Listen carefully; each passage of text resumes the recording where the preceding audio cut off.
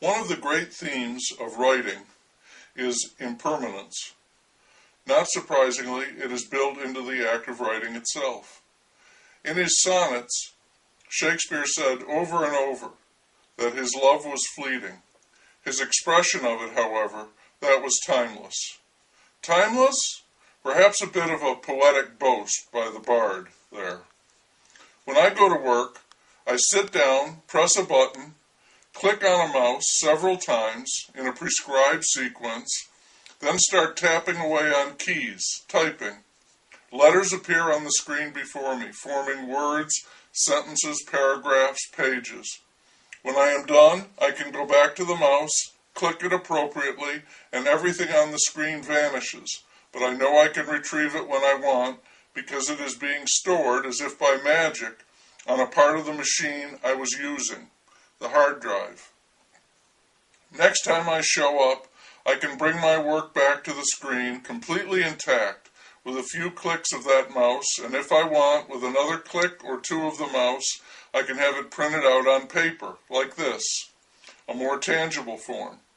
And I can sit and decipher the markings on the paper, read it aloud before a camera, creating a short video, which is preserved in that camera.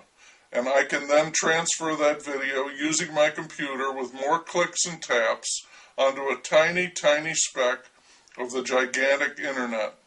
And if someone wants to visit that little speck, they can do so by means of a few clicks and taps, a combination, like opening an old-fashioned safe, and there I am, on their screen, reading my work. If someday we lose our electricity, then the internet would disappear, and my little speck would go with it, leaving only this paper as a record of my work, and how long before it crumbles or is put to another use. Timeless? Not exactly. This reminds me of the Rosetta Stone, so named for the town near where it was found in 1799. The town has a different name these days.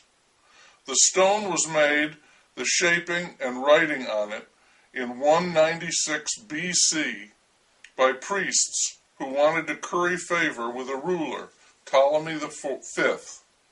This work thanks him for giving them silver, grain, and water, and in doing so, creating this stone as a tribute, they hoped he would continue to give them gifts.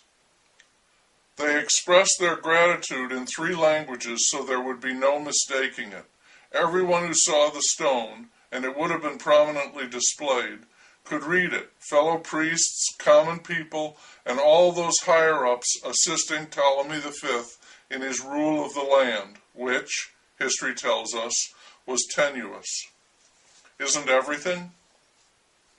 Years later, when the Ptolemies were gone and the priests were gone, the stone was found in broken condition as part of the building material in a fort.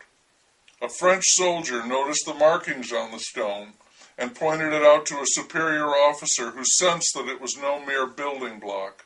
It was some kind of antiquity. It might have some value.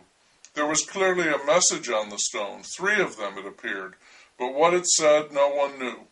So the stone became a mystery, one that begged to be solved. The stone was inspected by all kinds of important and learned people, including Napoleon. By then word had gotten out about it. It was a wonder, a mystery, and a prize. Meanwhile, as history rolled on, the British defeated the French, and they wanted their spoils. They wanted that stone. The French resisted, the British insisted, and the stone made its way to the British Museum, where it was the object of intense discussion and study, cross-referencing the 3 texts, and ultimately led historians and linguists to an understanding of hieroglyphics, ancient Egyptian markings which had been indecipherable for centuries. The stone is said to be the most visited object in the British Museum, and it is featured on a popular museum postcard. The Egyptians have made it clear that they want it back, a plea to which the British turned deaf ears. I think one day, as history rolls on, that it will find its way into another foundation, part of a bunker, for it is a sturdy stone, with a nice flat side, or perhaps it would make a rather large doorstop, something of a conversation piece.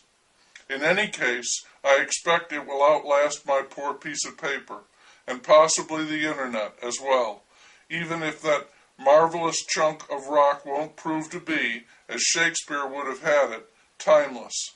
Nothing is timeless, except, possibly, time itself.